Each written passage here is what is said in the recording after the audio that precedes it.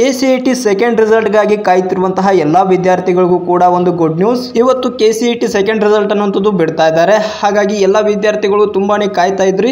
ಕೊನೆಗೂ ಕೂಡ ಇವಾಗ ಈ ಒಂದು ರಿಸಲ್ಟ್ ಅನ್ನು ಬಿಡುವುದಾಗಿ ಒಂದು ಮಾಹಿತಿ ಅನ್ನುವಂಥದ್ದು ಹೊರ ಬಂದಿದೆ. ಹಾಗಾದ್ರೆ ಎಷ್ಟು ಗಂಟೆಗೆ ಬಿಡ್ತಾ ಇದ್ದಾರೆ ಮತ್ತು ಪ್ರೊವಿಷನಲ್ ರಿಸಲ್ಟ್ ಬಿಡ್ತಾರಾ ಅಥವಾ ಫೈನಲ್ ರಿಸಲ್ಟ್ ಬಿಡ್ತಾರಾ ಅಂತ ಎಲ್ಲಾ ವಿದ್ಯಾರ್ಥಿಗಳು ಕೂಡ ಒಂದು ಗೊಂದಲ ಇದೆ.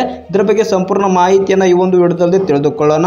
ಅದಕ್ಕಿಂತ ಮುಂಚಿತವಾಗಿ ಯಾರಾದರೂ ಹೊಸದಾಗಿ ನಮ್ಮ ಯೂಟ್ಯೂಬ್ ಚಾನಲ್ಗೆ ಭೇಟಿಯಾಗಿದ್ರೆ ದಯವಿಟ್ಟು ಒಂದು ಸಬ್ಸ್ಕ್ರೈಬ್ ಮಾಡ್ಕೊಳ್ಳಿ. ಹಾಗೆ ಪಕ್ಕದಲ್ಲಿ ಕಾಣುವಂತ ನೋಟಿಫಿಕೇಶನ್ ಬೆಲ್ ಬಟನ್ ಕೂಡ ಆನ್ ಮಾಡ್ಕೊಳ್ಳಿ ಫ್ರೆಂಡ್ಸ್. ನಿನ್ನೆ ಎಲ್ಲ ವಿದ್ಯಾರ್ಥಿಗಳು ಕೂಡ ಈ ಒಂದು ರಿಸಲ್ಟ್ ಬರುತ್ತೆ ಅಂತ ತುಂಬಾನೇ ಕಾಯ್ತಾ ಇದ್ರು. ಆದರೆ ನಿನ್ನೆ ಸಾಯಂಕಾಲ ಬರಬೇಕಾಗಿದ್ದಂತಹ ಈ ಒಂದು KCET ಸೆಕೆಂಡ್ ರಿಸಲ್ಟ್ ಅನ್ನುವಂಥದ್ದು ಇವತ್ತು ಬಿಡುವುದಾಗಿ ಒಂದು ಮಾಹಿತಿ ಅನ್ನುವಂಥದ್ದು ಹೊರ ಬಂದಿದೆ. ಏಕೆಂತಂದ್ರೆ ಕಾರಣಾಂತರಗಳಿಂದ ಇನ್ನೂ ಕೂಡ ಚೆಕಪ್ ಆಗ್ತಾ ಇತ್ತು ಅಂತೆ. ಹಾಗಾಗಿ ಒಂದು ಸ್ವಲ್ಪ ಲೇಟ್ ಆಗಿದೆ ಅಂತೆ ನಿನ್ನೆ ಬಿಡಲು.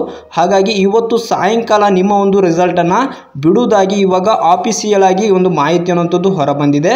ಇವತ್ತು ಸಾಯಂಕಾಲ ಈ ಒಂದು KCET ಸೆಕೆಂಡ್ ರಿಸಲ್ಟ್ ಅನ್ನ 5 ಗಂಟೆಯ ನಂತರದಲ್ಲಿ ಈ ಒಂದು ರಿಸಲ್ಟ್ ಅನ್ನ ಬಿಡುವುದಾಗಿ ಒಂದು ಮಾಹಿತಿ ಅನ್ನುವಂಥದ್ದು ಹೊರ ಬಂದಿದೆ. ಹಾಗಾಗಿ ಇವತ್ತು ಎಲ್ಲ ವಿದ್ಯಾರ್ಥಿಗಳು ಸೆಕೆಂಡ್ ರಿಸಲ್ಟ್ಗಾಗಿ ಏನು ಕಾಯ್ತಾ ಇದ್ರಿ, ಇವತ್ತು ನಿಮಗೆ ಪ್ರೊವಿಷನಲ್ ರಿಸಲ್ಟ್, ಇದು ಫೈನಲ್ ರಿಸಲ್ಟ್ ಆಗಿರೋದಿಲ್ಲ, ಕೇವಲ ಪ್ರೊವಿಷನಲ್ ರಿಸಲ್ಟ್ ಅನ್ನುವಂಥದ್ದು ಮಾತ್ರ ಬಿಡ್ತಾ ಇದ್ದಾರೆ ಅಂತ ಒಂದು ಮಾಹಿತಿಯನ್ನು ಕೊಟ್ಟಿದ್ದಾರೆ. ಅಂದರೆ ಇನ್ನು ಫೈನಲ್ ರಿಸಲ್ಟ್ ಬರಬೇಕಾದ್ರೆ ಎಷ್ಟು ದಿನ ತಗೊಳುತ್ತೆ ಅಂತ ಅದನ್ನು ಕೂಡ ತಿಳಿಸಿದ್ದಾರೆ. ಆ ಒಂದು ಫೈನಲ್ ರಿಸಲ್ಟ್ ಬರಬೇಕಾದ್ರೆ ಇನ್ನೂ 2 ದಿನ ಟೈಮಿಂಗ್ ಇದೆ ಅಂತೆ. ಇವಾಗ ಪ್ರೊವಿಷನಲ್ ರಿಸಲ್ಟ್ ಅನ್ನು ಮಾತ್ರ ಬಿಡ್ತಾ ಇದ್ದಾರೆ ಅಂತ ಒಂದು ಮಾಹಿತಿ ಅನ್ನುವಂಥದ್ದು ಕೊಟ್ಟಿದ್ದಾರೆ.